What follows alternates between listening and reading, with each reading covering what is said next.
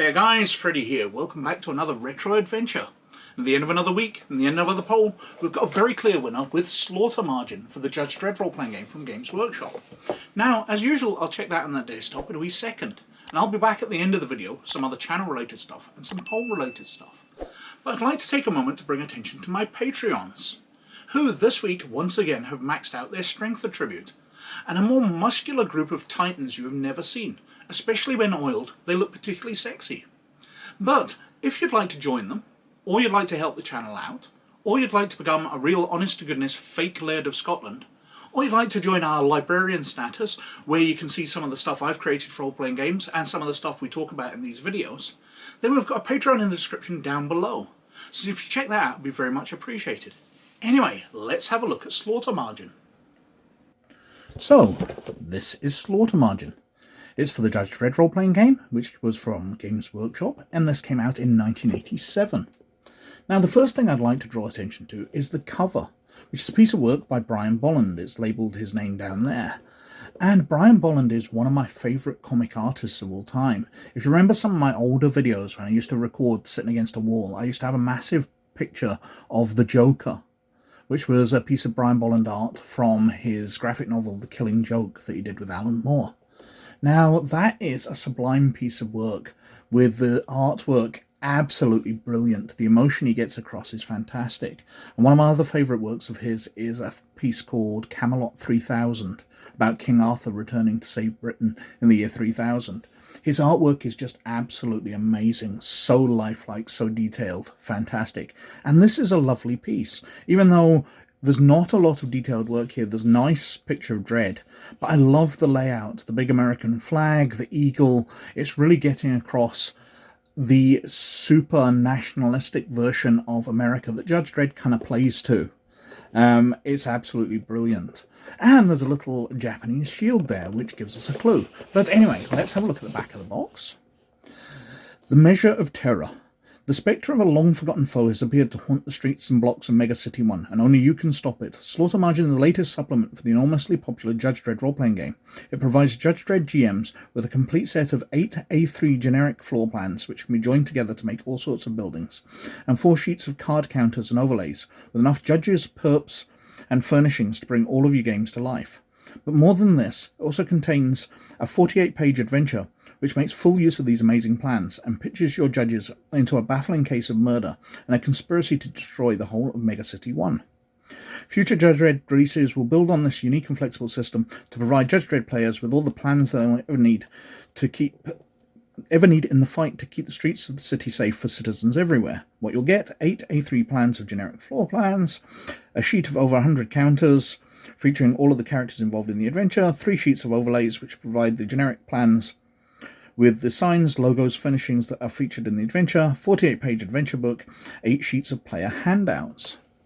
Now, the maps and things which are in here are very similar to a box they brought out, City Blocks, I think it was called, which was a box set of just floor plans for science fiction, which you could use in Judge Dredd, obviously. I used it in 40k when I played Rogue Trader way back in the late 80s.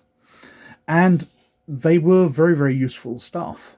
I must cover that at some point. But a lot of the maps in here are exactly the same as in that box. Now, opening the box up, we have the adventure, which we'll come back to. As it said, we've got various handouts for players. Some nice stuff there. Printouts from Justice Central briefing, visitors files, just various clues as the adventure goes on, and a map of a town. We've got a booklet advertising the role-playing game, the board game Judgment Day, which is the other adventure, which I've got lay around somewhere. A lot of miniatures for Judge Dredd, because of course Games Workshop and Citadel miniatures are one and the same, so every game they brought out came out with lots and lots of miniatures.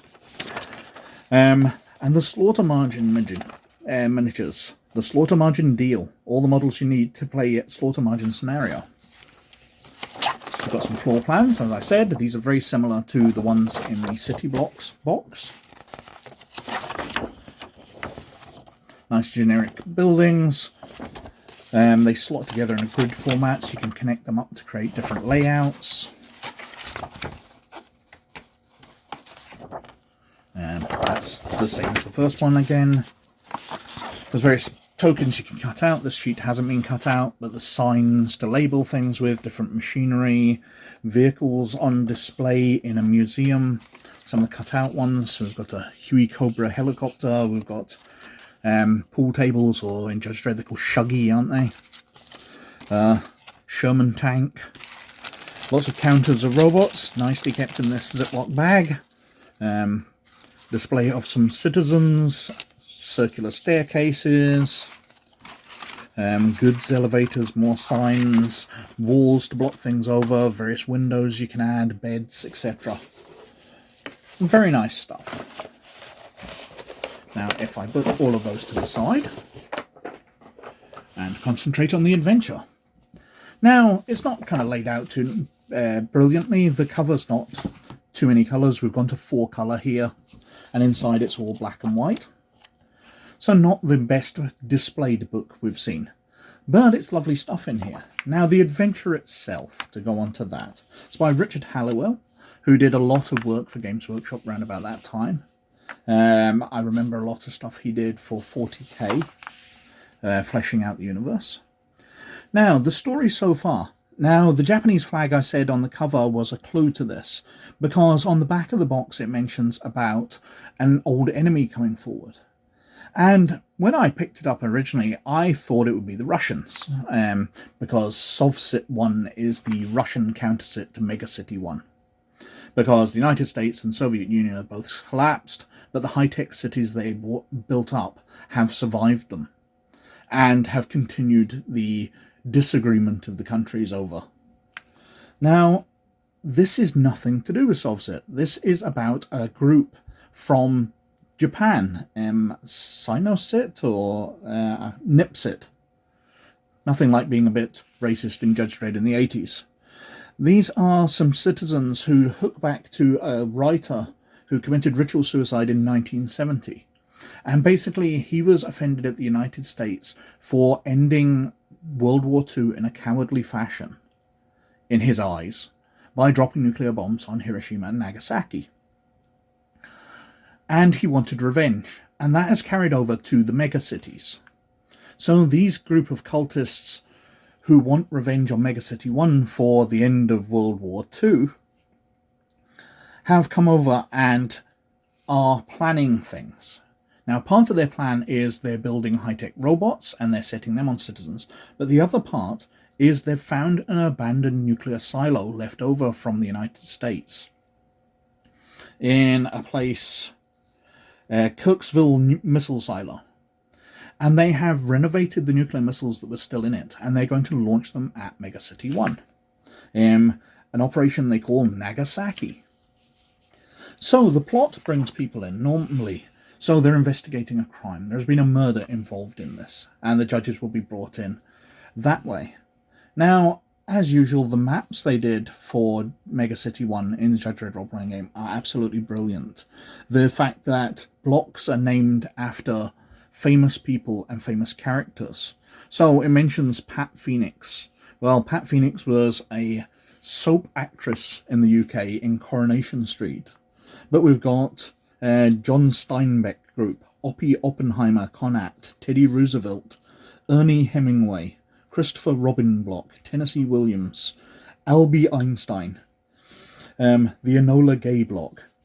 So different mega blocks named after different characters. As I said, they come in to investigate. There are a bunch of the robots which the Japanese corporation has been building in Megacity 1, which are going crazy. So they have to investigate these crimes. So we've got the murder and we've got them going crazy.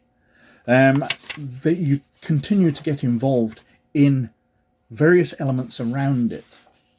You know, here are the different buildings. As we can see, they are based on the blueprints that we were handed out in the box. So we can use two of those together. The elevators are in the center.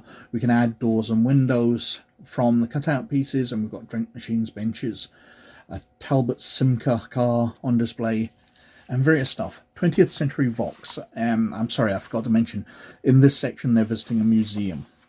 So there's lots of older items on display. Neil Armstrong Boulevard, 20th Century Vox Museum. Carrying on through, get attacked by some robot vacuum cleaners, and then we get to Turning Japanese, where we start to link the items together, where we see that the murder and the robots and all that are all linked to this Japanese corporation. In the centre of the book, we've got the cutout pieces, just printed on ordinary paper, in case we happen to have lost them, or we want to photocopy them and get more, the tokens. And then we've got the Stratoport. So they've started to get the idea of what's going on together. They're solving the crime. They've solved all these minor crimes. They've linked them all together back to the corporation. They've started to find out information there. And they're preparing to head out to investigate. So they're heading towards the port to fly out of Megacity 1. When they come under attack from sky surfers, kamikaze Japanese sky surfers, laden with explosives, coming in to destroy their vehicle. Again, it's a little on the nose, but Judge Dredd can be. So it's fun stuff. You can get loads of fun out of your judges shooting down sky surfers and watching them explode. Then we've got the Stratbat. So this is a stratospheric rocket used for getting around the planet. Nagasaki Revisited. So they find out about what's being planned by the corporation. You know, all these missiles will launch. Although, I think that picture's overestimating it, because I seem to remember there's actually only 4 missiles which are in the base still. But it's a cool picture.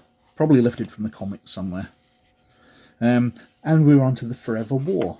So we head out into the wasteland, the city absolutely devastated. And we explore. There's mutants around the area, left over from the nuclear war. Mech troopers, so guards of this military base. We've got the layout of the silo. And we've got Colorado, where they have to deal with the silo, how to get into it. There's a service elevator, the Kirksville silo, and they have to take out all these missiles and stop them being launched. And that takes them through to the end. So the adventure is fairly linear. It can get a bit confusing if the players don't really bring the clues together in the Turning Japanese section. But there's all these smaller crimes, and they all link on to a larger crime and a danger to the city. The Game Master should fairly easily be able to take the players by the hand through it. But it's a lovely adventure. It's very nicely in tone. As I said, some of it's perhaps a bit on the nose these days. We perhaps wouldn't go that far. But of a game of its time, it's really, really cool. There's a lot going on, and it can be loads and loads of fun. So that was Slaughter Margin. That won the poll this week with some 33% of the vote, a third of all the votes cast. Quite a distance ahead of the second place, which was Out in the Black for Serenity, which was very much a surprise because it's not done very well in the past. I'd have loved to have covered it, but alas, not this time. Perhaps next time it's in a poll. Behind that, on 18%, was The Last Warhulk for Alternity. Operation Rapid Strike for Top Secret was on 16%, and way back behind was Nightwalker the Villy Affair for Millennium's End, on only 9% of the vote. Anyway, as usual, they're all cleared out, and we've got a brand new poll, a DrivethruRPG one. And this week, it's a variety of newer and older stuff I've had in the polls before, but a bunch of stuff that we've never had. So, we've got the Crash Course Manual for Paranoia. From that period of paranoia when the computer was shut down and Alpha Complex went through a total crash and was fragmenting into different smaller alpha complexes. An interesting way of shaking up the game. Next we've got Starships of the Galaxy for the Star Wars role-playing game by Wizards of the Coast. That time while Star Wars was D20 based. Now it's a fantastic book with a load of starships in it, especially because the prequels weren't touched during the West End Games version. It was interesting to see it updated to that. But for the West End Games version, we've got Galaxy Guide 9 Fragments from the Rim. Now this is a collection of different articles, which includes a lot of stuff which has been expanded on later. For example, the Zygerian Slavers, which weren't really featured until the Clone Wars series, are in here. And a bunch of other characters and things. There's Jedi powers, explorations of all sorts of things from the galactic rim of the Star Wars universe. And after that, we've got Immortal: The Invisible War. Full role-playing game. It's been in the poll a few times, and it's one of the last games I haven't covered the core rulebook. While I've got loads and loads of sourcebooks still to cover for different games, I've covered most of the core rulebooks for games that I've got, but not this one. It's been in the polls and it's failed. Let's see if it wins this time. And finally, we've got Denizens of Earthdawn Volume 2 for Earthdawn from Fazer. Now, I covered Volume 1 a few months ago. It's a fantastic look into the name-giving species from the Earthdawn setting, which is one of my favourite fantasy settings. And this one finishes off the main species, fleshing out how they are different to the same sort of species, you know, dwarves, humans, etc., but in other role-playing games. Another channel-related stuff. Well, I've started to put together some role-playing materials of my own. Things that I'd written years ago as guides for me while I was running different games. I've started compiling books along with some artwork I've done over the years, and I've put them up on DrivethruRPG. And I'll link to that down below. If you check them out, it'd be very much appreciated, especially if you use the link, as then I'll get sponsorship money for anything else you buy on DrivethruRPG in the next 15 days. So that would be very much appreciated. Just click on the link, and if you happen to buy anything, then I will get something back for it. It'd be massively appreciated. But if you'd like to gain access to these, as I mentioned at the start of the video, they're also available through my Patreon. If you join on librarian level or higher, so if you become a laird and claim a plot of my garden and become a real honest-to-goodness fake laird of Scotland, you get access to a bunch of files.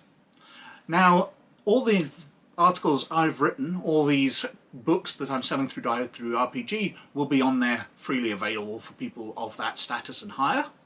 But also, there's a bunch of scans from magazines that I've covered and different stuff like that. Just things that I thought would be pretty interesting.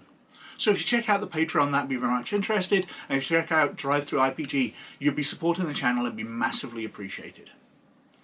On other stuff, well, the Discord's been pretty quiet lately. Not much going on there. However, if you want to pop in, ask any questions, I'll try and get back to you. I've been massively busy the last couple of weeks, which is why I haven't been paying much attention. But there's a group of people in there, and they're really, really friendly and help people out. I've asked a few questions in there and been supported, and people have come in with different questions about role-playing games and writing their own rules and that, and everybody's very supportive, so we'd love to see you there. But as usual, I think I've whittled on for quite long enough, so thank you very much for watching, as always. But, most of all, you look after yourselves, and I'll catch you later. Bye now.